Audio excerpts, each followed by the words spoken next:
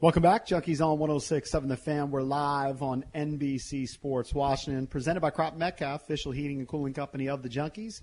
You looking to be their next 5-star HVAC technician or plumber? Visit cropmetcalf.com to join their team. I'm John Paul Flame, joined by Eric Bickle, Johnny Cake Sawville, and Jason Bishop. That's the foursome to join us right now on the Mattress Warehouse Hotline, a guy who played 11 years in the NFL. Now he's an analyst for Pro Football Focus. It's Bruce Gradkowski. What's up, Bruce? Hey, what's up, guys? Thanks for having me on. Of course. What's Bruce, up, I was just perusing your Twitter, and you were raving about Big Ben. You were his teammate for a while.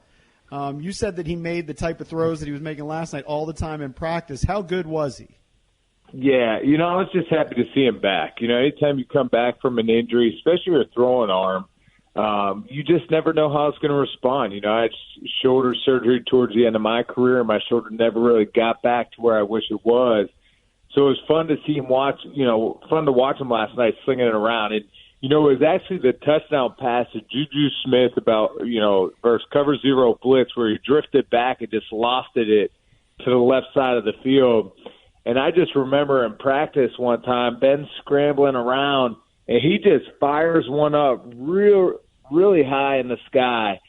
And I'm like, where's he throwing this one? All of a sudden, Antonio Brown runs under it, and it reminded me a lot of that. So it was good to see Ben get back in a groove. I think that Steelers team, man, they're going to be hard to beat this year, especially the way the defense plays. I mean, T.J. Watt's interception last night was pretty insane. To catch a pass that quick game, and stealing it like that. So I think the Steelers, man, they looked pretty sharp last night. And Bruce, watching Ben, it seemed like it took him a little while to get comfortable, and that's natural coming off an injury like that. But once he got dialed in, you talked about that lofted pass that he threw for a touchdown. I mean, he finishes 21 of 32, almost 230 yards, had the clean sheet, didn't throw any picks, only sacked twice. I mean, it looked like old school Ben out there last night for the most part.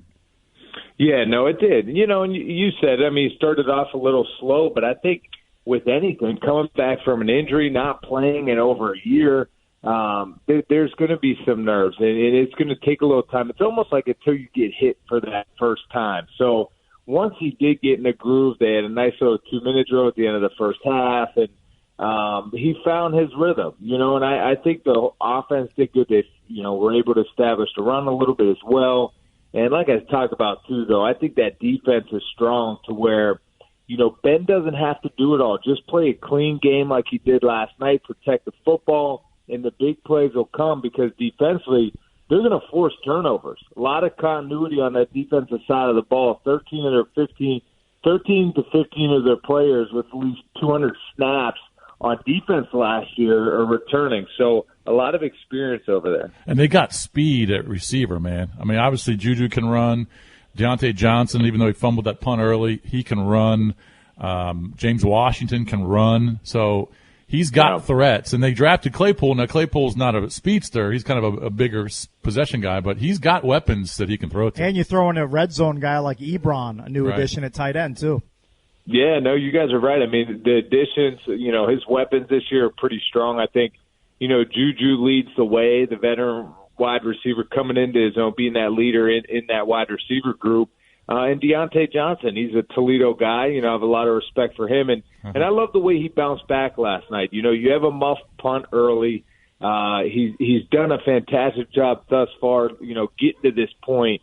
That you don't want something like that to derail your confidence. And I thought, it just shows a lot from Tomlin, too. Tomlin's not the type to, one mistake happens and he benches you. And it was good to see Deontay come back, have a pretty strong game, solid game, and continue to get better because they do have weapons. Chase Claypool got involved, had that nice catch down the sideline, great concentration, dragging the feet, keeping them in. So you guys said it, man. They have weapons, and this is a good overall football team. Joined by Bruce Gradkowski from Pro Football Focus at BGradkowski5 on Twitter. You touched on the defense a couple times already. Bottling up Saquon is not an easy task. I mean, he's one of the most dynamic RBs in the league, and you know that as a Penn State guy, he gets fired up to play against the Steelers. 15 carries for 6 yards, average 0.4 yards per carry. So if they can carry that sort of momentum forward, that's a really good sign for that defense. Oh, absolutely. I'm sure they came into this game saying, look, we got to stop the run and Saquon Barkley. We cannot let him get started. Let's put it on Daniel Jones. And they did a good job. I actually thought, too, Daniel Jones looked pretty solid early on. There's a few plays he would like to have back, and I don't fault him for the Watt interception, but more so for the Cam Hayward one where he's scrambling out to the left. You're in the tight red zone. You feel Bud Dupree breathing down your neck. Do not try to twist and throw it. Just, throw the ball away or try to run for a few yards to get out of a sack. But do not try to force it down there in the red zone. And it got tipped, and his arm got hit, went up in the air, and Cam Hayward picked it. So I think the Steelers did a good job of limiting Saquon Barkley. And it was just a solid performance overall by the Steelers team.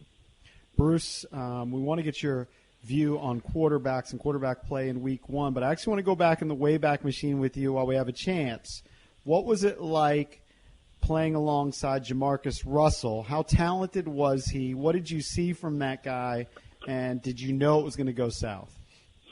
Yeah, he definitely was a talented guy. I mean, standing at like 6'6", and at the time probably 280, close to 300 pounds when I was with him. So he's a big overall guy. And he could just sling it. And so he had all the physical tools. And a lot of times, too, man, just young players in the league sometimes don't know what they're supposed to do or how to do it. And when I was with Jamarcus, it was trying to, guide the way on how a quarterback should approach it, how you lead your football team. And guys want to see you first one in, last one to leave, watching film, knowing everything to do, knowing everyone's assignment, not just your own. And those are things that, come with time and experience and confidence. And but, man, I'll tell you what, one time it was pretty funny. We're trying to get Jamarcus to watch, every Tuesday we have a day off in the NFL, and that's usually the day you prepare for the team coming up. So we brought over game film to his house, on a Tuesday to try to, watch some film, start talking about the team we're about to play. But on the way over, I swung by Wendy's, picked up like 10 junior bacon cheeseburgers. I figured that might make it go easier to watch some film. Right. 10? I'm sure that tasted good. Yeah, he's a big fella, man. I'm sure I played a part in helping to eat some of those as well. So, hey, wonder what he's doing now. Do you have any idea?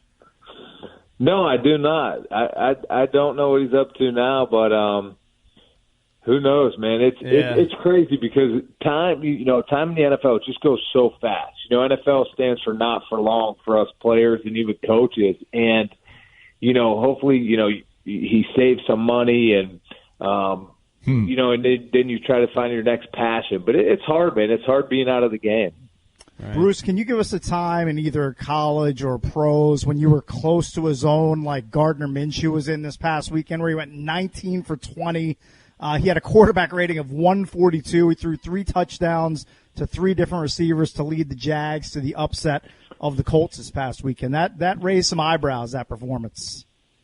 Oh, for sure. I mean, I was kind of surprised, and I loved it because I think Minshew's the guy that in the locker room, he just has that it factor. He's a good leader. The guys want to play with him. He's just a grinder out there. He'll find a way to make it happen. And I thought he played a really good, clean, efficient game. Last year for Minshew, he makes his splash plays. He's fun to watch, run around and extend plays.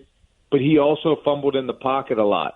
And, I saw the other day that he protected the ball, made smart decisions, got to his checkdowns, and some of those big plays did come and did happen.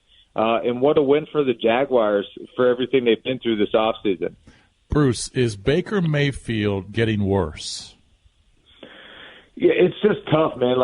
Grading all his game, all the throws this past weekend, I just saw a lot of stuff that I saw last year. Miscommunications, lack of details in the protection game, in the passing game. And sometimes you put too much pressure on your shoulder. As a quarterback, you just have to execute the offense. Sometimes you try to do too much. So I think Mayfield just has to bring it back in, realize he does not have to do too much, just operate the offense, rely on the weapons around you, and things will come. I do believe he's a good quarterback and can get things going over there in Cleveland. you just have to reel it back in a little bit, take one step, one play at a time, because the missed throws that happened the other day, some were miscommunications. He might have thought his receiver was doing a little bit of this or coming out of a break a different way than he actually did. And look, we had no preseason. We've just had a training camp. So I would expect him to get it right and play better. And I wouldn't worry too much just with week one. All right, let's talk about Haskins here. What did you see in the first week? Here's what I was telling the guys. What I see is I don't see a guy who's ever going to be – maybe I'm wrong, but this is my – having seen him last year and this year, he's not going to be a guy that goes like 26 to 30. He's not going to have a 70% completion percentage at the end of the year, but he's going to be more streaky.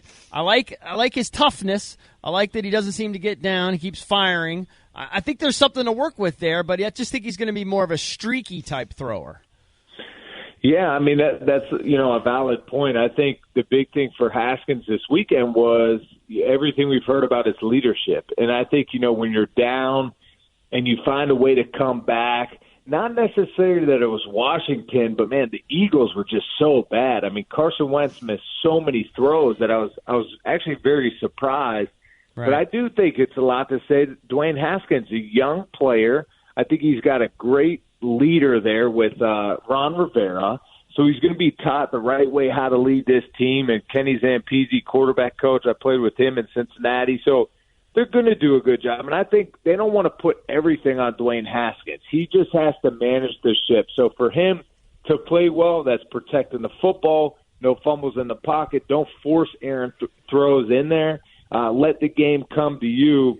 And I think big things can happen. That's what I want to see. I don't want to see him trying to make all the big splash plays. And I also think with Alex Smith there, that'll really help the development of Dwayne Haskins. Bruce, you kind of touched on this, but no preseason, new offensive coordinator, new quarterbacks coach. I don't know how many quarterbacks coaches and offensive coordinators you played with, probably 10 or 11. How difficult is it to learn a new system and get familiar with it? It's tough. It's like learning a new language, and I said it before leading in for this past weekend with the Tampa Bay and Brady playing Drew Brees and the Saints. I said, look, it's Tom Brady, I know, and he's a beast, and he's mentally tough. He's smart. He works hard. But it's different learning a new offense because all the little nuances. If you're in the shotgun and you have to change the mic pointer, the protection slide from going to the right now to the left, in his old offense, they could have called it Larry, and now it might be called Leo. And the route adjustments, just the miscommunication with him and Mike Evans.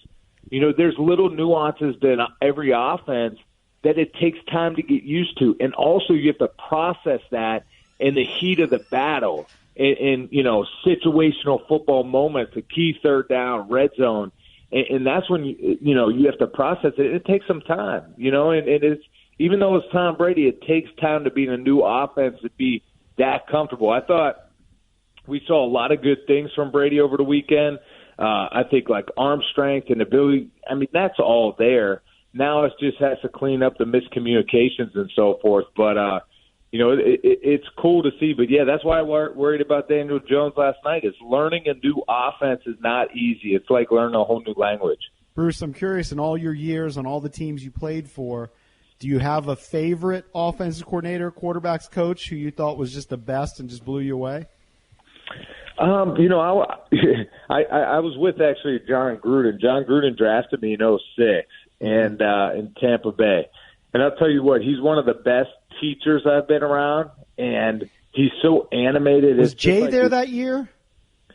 Jay was around too. He was also coaching arena football at the time, so his full gig wasn't with Tampa Bay. But Jay Gruden was my offense coordinator in Cincy, so a lot of rapport with the Gruden brothers. But I think John is super animated and fun and a great teacher, so I was blessed to be around him. Was Jay hitting happy hour 5 days a week like he was here? Yeah. Jay's a good dude, and him and John are like total opposites. Like John, you feel like you're playing on eggshells and everything's got to be perfect. With Jay, he's played the position, he knows how it is, and he's a little more laid back. that the communication was a little bit easier